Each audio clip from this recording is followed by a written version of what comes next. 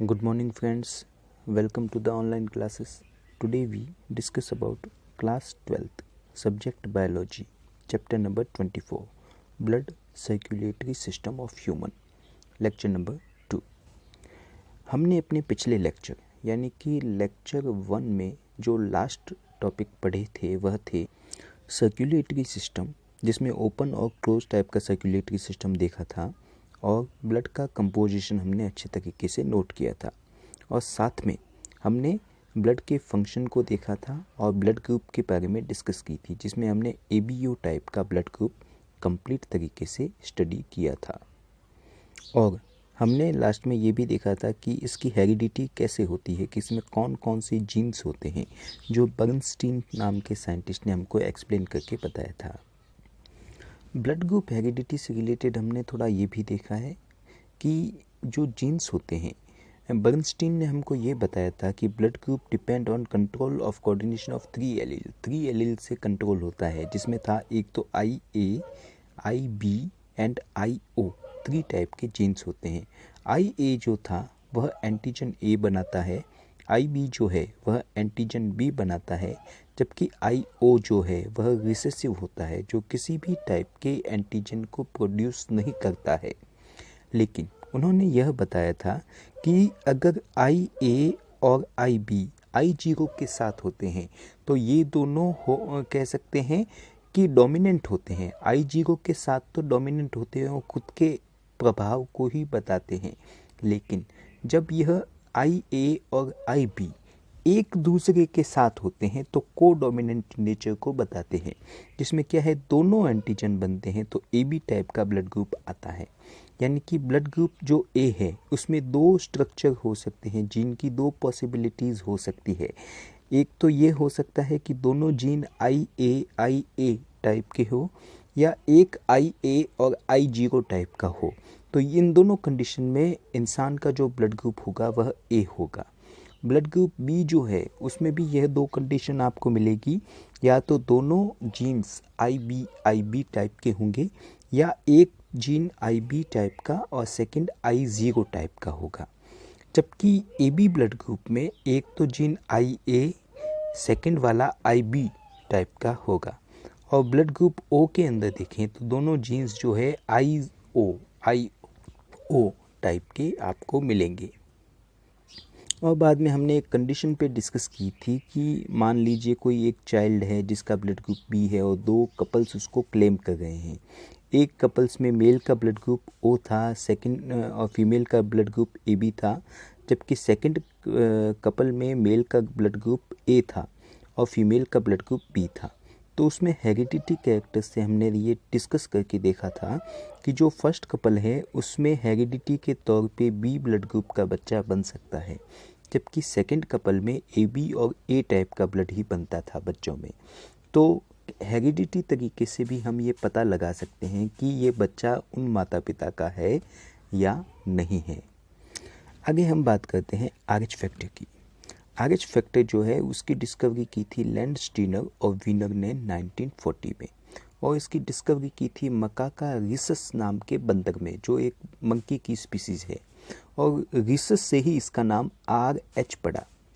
RH antigen जो है उसमें 470 एमिनो एसिड पाए जाते हैं, जो बंदरों के साथ साथ मंकी के साथ साथ इंसानों की RBC पे भी पाया जाता है। नॉर्मली हम देखें तो RH आपको 5 टाइप के मिलते हैं, RHD, RHE, RH small e, RHC and RH small c type के RH फैक्टर आपको अलग अलग इंसानों में मिलते हैं। अब बात हुई कि अगर RH पॉजिटिव इंसान का ब्लड RH नेगेटिव के साथ मिक्स कर दिया जाए तो क्या होगा, कि RH पॉजिटिव और RH नेगेटिव का ब्लड अगर मिक्स कर देते हैं तो IgG टाइप की एंटीबॉडी बनने लगती है, जो RBC को डिस्ट्रॉय कर देती है, ख़त्म कर देती है, और इस प्रोसेस को कहते हैं एग्लूटिनेशन। इसके दौरान एक हार्मफुल कंपाउंड बनता है बिलीरुबिन, जो ब्लड में चला जाता है, और वो क्या करता है लीवर को और स्प्लीन के फंक्शन को इम्पेयरमेंट कर देता है, जिससे हमारा लीवर और स्प्लीन के साथ साथ किडनी भी फेल होने लगती है, जिससे इंसान की डेथ हो जाती है। तो ये एग्लूटिनेशन की प्रोसेस जो थी वो किसके कारण होती है? RH पॉजिटिव और RH नेगेटिव के मिल जाने के कारण। एक डिजीज़ का नाम आता है, डिजीज़ का नाम है एरिथ्रोब्लास्टोसिस फेटालिस।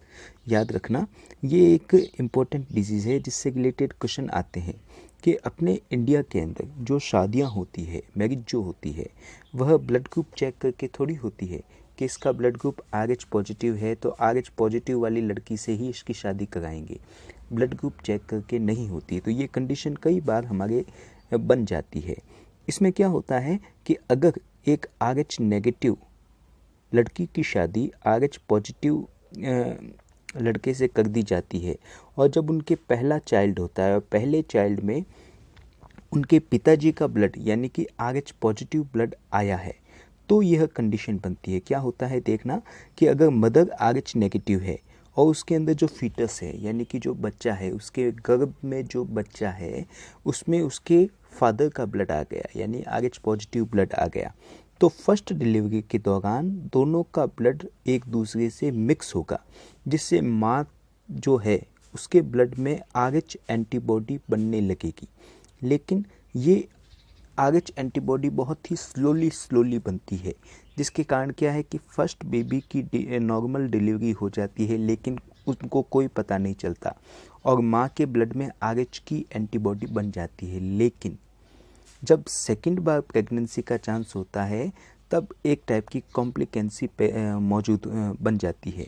क्या कि अगर सेकंड टाइप भी फीटस के अंदर उसके फादर का ब्लड आया यानी कि RH पॉजिटिव ब्लड आया, तो माँ के ब्लड में जो RH नेगेटिव की एंटीबॉडी बनी थी वो क्या है, प्लेसेंटा के ज़रिए बच्चे के अंदर चली जाती है और अंदर जाने के बाद उन दोनों का ब्लड मिक्स हो जाता है। मिक्स होने के कारण द एंटीबॉडी डिस्ट्रॉय RBC, जो बच्चा है उस बच्चे की RBC को ख़त्म कर देती है, जिससे बच्चे की फीटस और मदर वॉर्म यानी कि माँ के गर्भ में ही मौत हो जाती है, डेथ हो जाती है।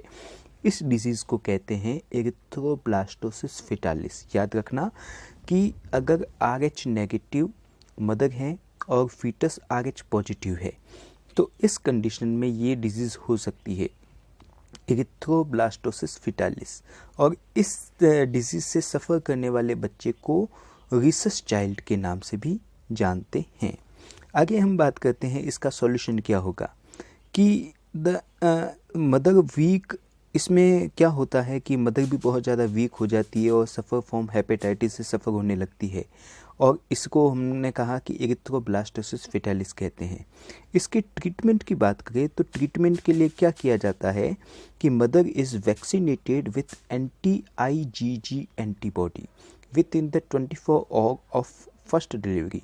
कि जो मदर है डॉक्टर चेकअप करते हैं तो उनको पता चल जाता है कि बच्चे के अंदर ब्लड RH पॉजिटिव है और माँ के अंदर RH नेगेटिव है। तो इसका ट्रीटमेंट करने के दौरान ही वो क्या करते हैं कि फर्स्ट डिलीवरी के 24 घंटों के अंदर मदर को IgG एंटीबॉडी का टीका लगाते हैं, वैक्सीनेशन करते हैं, जिसको रोगम एंटीबॉडी कहते हैं। ये antibody inhibited the production of anti-RH antibody. ये क्या करती है एंटीबॉडी कि यह जो RH एंटीजन के खिलाफ माँ के ब्लड में एंटीबॉडी बन रही होती है उसको रोक देती है, और उसको रोक देती है तो फिर वापस उनके अंदर ये प्रॉब्लम नहीं आती। और सेकंड प्रेगनेंसी जब होती है तो माँ के ब्लड में RH एंटीबॉडी बनी ही नहीं, तो वह न तो प्लेसेंटा के ज़रिए बच्चे में जाएगी और न बच्चे की गर्भ में डेथ होगी। तो ये जो चीज़ है ये कहलाती है एरिथ्रोब्लास्टोसिस फेटालिस। नेक्स्ट हम बात करते हैं ब्लड क्लॉटिंग की।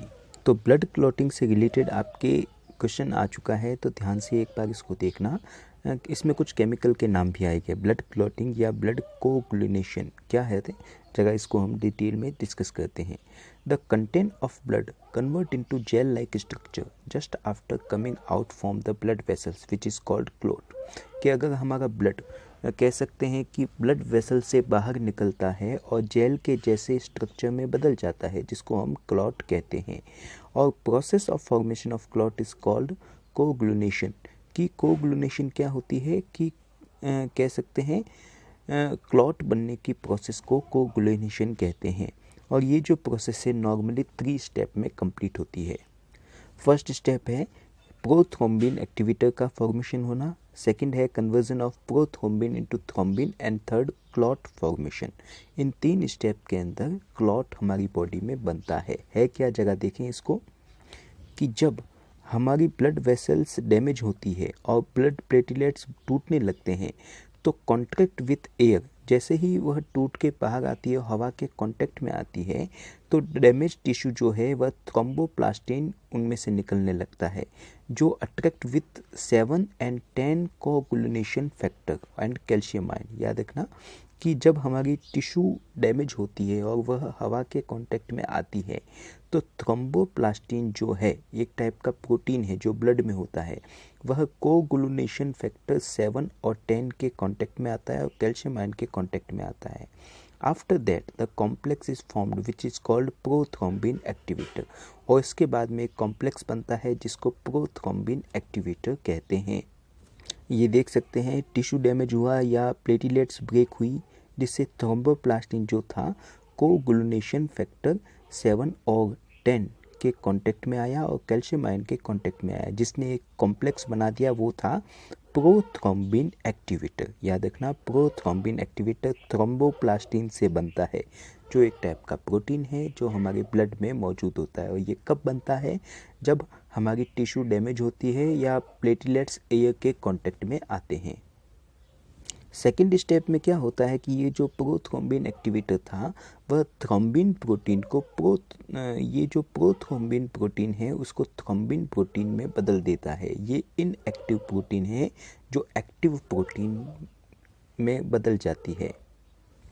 वापस prothrombin is a protein found in plasma and it convert the active into thrombin by prothrombin activator. कि ये जो प्रोथ्रोम्बिन थी वो इनएक्टिव थी, उसको एक्टिव किसने किया था? प्रोथ्रोम्बिन एक्टिवेटर ने, जो फर्स्ट स्टेप में डेवलप हुआ था। और थर्ड स्टेप में क्या होता है? थर्ड स्टेप में क्लॉट बनना शुरू होता है, जिसमें क्या होता है कि फाइब्रिनोजन एक सोल्यूबल प्रोटीन है जो प्लाज्मा में पाई जाती है। With the help of thrombin fibrinogen convert into fibrin fibre which is insoluble and make net like structure.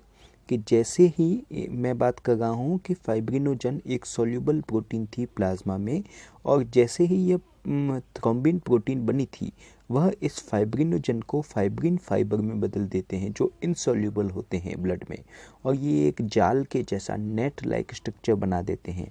All the blood cells intact the net and clot are formed and blood oozing stops. और ये जो जाल के जैसा net like structure बनता है उसमें सारी ब्लड सेल्स जो है आके जमा हो जाती है, और जमा होने के कारण क्लॉट बनने लगता है, और क्लॉट बनने के कारण खून का जो बहाव था वह रुक जाता है। Normally coagulation takes a time 6 to 10 minute, normally 6 से 10 मिनट के अंदर हो जाता है। After the clot formation fluid part of blood separate from it which is called serum. कि क्लॉट बनने के बाद इसका कुछ लिक्विड वाला हिस्सा बाहर बच जाता है जिसको सीरम कहते हैं। आप देख सकते हैं इसमें कि फाइब्रिनोजन थी वह सोल्यूबल थी ब्लड में, उसको उन्होंने फाइब्रिन फाइबर में बना दिया जो इनसोल्यूबल थी, और ये फाइब्रिन फाइबर जो है यह नेट के जैसा स्ट्रक्चर बनाते हैं जिसके अंदर ब्लड सेल फंस जाती है, जिसको हम क्लॉट कहते हैं। तो इस तरीके से हमारी बॉडी में क्लॉट बनता है। याद रखना टिश्यू डैमेज होने पे थ्रोम्बोप्लास्टिन प्रोथ्रोम्बिन एक्टिवेटर में बदला, और प्रोथ्रोम्बिन एक्टिवेटर ने प्रोथ्रोम्बिन को थ्रोम्बिन में बदल दिया, और थ्रोम्बिन ने फाइब्रिनोजन को फाइब्रिन में बदल दिया। आपको 3 स्टेप याद रखने हैं: prothrombin activator, thrombin and fibrin fibres. ये क्या करते हैं? क्लॉट बनाने में हेल्प करते हैं। याद रखना है बच्चों, आपके ये एग्जाम्स में पूछे जाते हैं सवाल, और आपको केमिकली नेम आपको इसी तरीके से याद रखने पड़ेंगे, है ना। तो आज के लिए इतना ही। नेक्स्ट क्लास में हम ब्लड वेसल्स और ह्यूमन हार्ट के स्ट्रक्चर को देखेंगे। तब तक के लिए गुड बाय, थैंक यू।